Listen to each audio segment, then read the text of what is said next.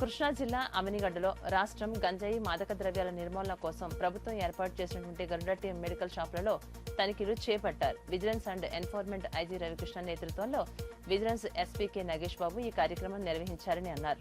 మందులకు సంబంధించినటువంటి రికార్డులను స్టాక్ ను పరిశీలించి షాప్ నిర్వహణలో లోపాలు ఉన్నట్లుగా గుర్తించారు.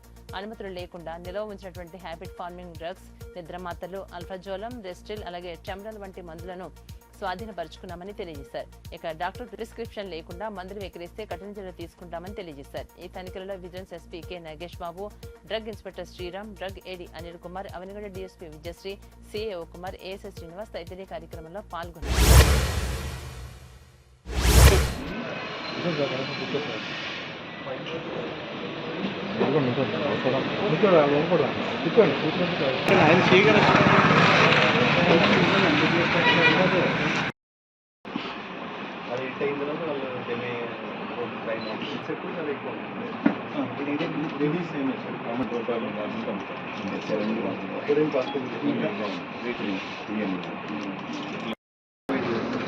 మన కంట్రోల్ ఎస్పీ గారు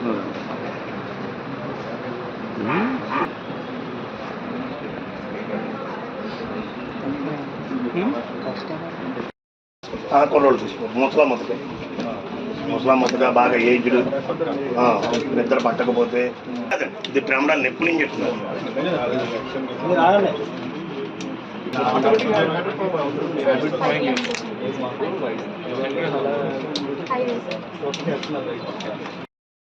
మనగా నొప్పులు వస్తాయి కదా, ఎప్పుడు మనగా నొప్పులు పడి అడుగుతాం డాక్టర్ చెప్తుంది 80 పక్కన ఆపరేషన్